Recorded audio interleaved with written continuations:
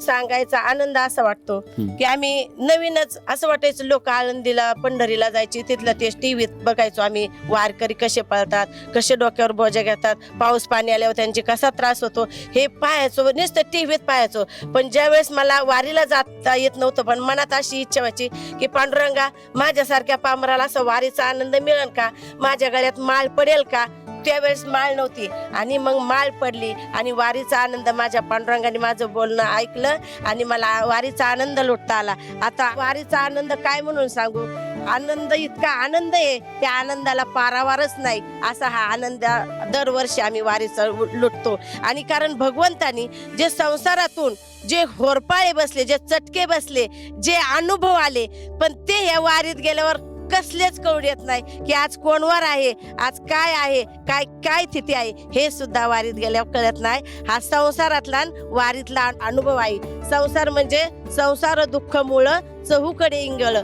विश्रांती नाही कोठे रात्रंदिवस तळमळ ही संसारातली तळमळ आणि ही चटके किती केलं तरी ह्या भरून न येणारा असा खड्डा आहे म्हणून भगवंतानी काय परम भाग्य असेल पूर्वजन्मीचं संस्कृत असेल आणि हा वारीचा आनंद मिळाला गळ्यात माळ मिळाली ह्याचा मला खूप आनंद आहे आणि मी वारीचा दरवर्षी आनंद कधी संपदा सोहळा नावडे मनाला लागला टकळा पंढरीचा जावे पंढरीशी आवडे मानसी कधी एकादशी आषाढी आहे तुका म्हणे ऐशे अर्थ ज्याचे मनी त्याची चक्रपाणी वाट पाहे अशी वाट पाहतो भगवंत माझा आणि आम्ही सुद्धा आतुरतेने वाट बघतो आजचा दिवस गेला उद्याचा कधी येणं 8 दिवस राहिले 4 दिवस राहिले 3 दिवस राहिले 2 दिवस राहिले असे एक दिवस आम्ही मोजत असतो कारण कधी वारी येईन आणि आम्ही कधी वारीला जाऊन कारण हा वारीचा आनंद असा आहे भगवंताचं स्वरूप असं आहे पंढरीचं भूत मोठं आल्या गेल्या झडपी वाट बहु खेचरीचं रान जाता होय वेड मन ते बहु खेचरीचं रान आहे एक तर ते भूत लागत नाही पंढरीचं आणि लागलं तर ते निघत नाही असं हा पंढरीचा महिमा आहे आणि काय सांगू या पंढरीचे सुख पंढरी माहेर माझे माहेर पंढरी आहे भीमरेचे तिरी माहेर आहे आणि या माहेराचा आनंद मला आज आतोनात आनंद लुटत आहे कारण संसाराचं दुःख माझ्या डोळ्यापुढे पण येत नाही त्या भगवंताला समोर पुढे आठवलं ना त्या पापांच्या राशीच्या राशी गळून पडतात आणि आनंदाचा सोहळा माझ्या डोळ्यापुढे उभा राहतोय खूप छान खूप छान खूप छान खूप छान वाटलं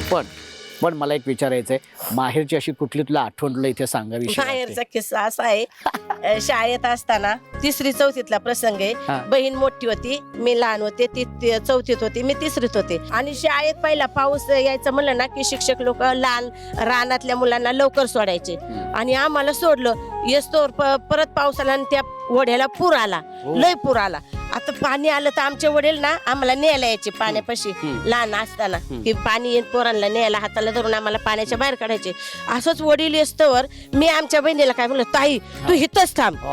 मी पाण्याचा अंदाज बघून येते किती पाणी वरतं किती आता तिथं जाऊ नको आता इथंच आणि मग त्या बहिणीने माझ्या खसखन गालात मारली आणि बाजूला वडली म्हणली आपणलाच नाव सांगेन तू जर इथं थांबली नाही तर पाण्याचा अंदाज बघाय तुला गेली वाहून म्हणजे मी काय करू असा अजून आठवणीत हा पहिला प्रसंग माझ्या पूर्ण आठवणीत आहे क्या बात आहे वा खूप छान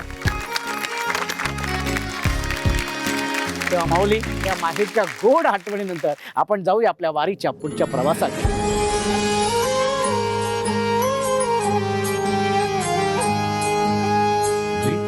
विठ्ठल विठ्ठल विठ्ठल सखा पांडुरंग सखा पांडुरंग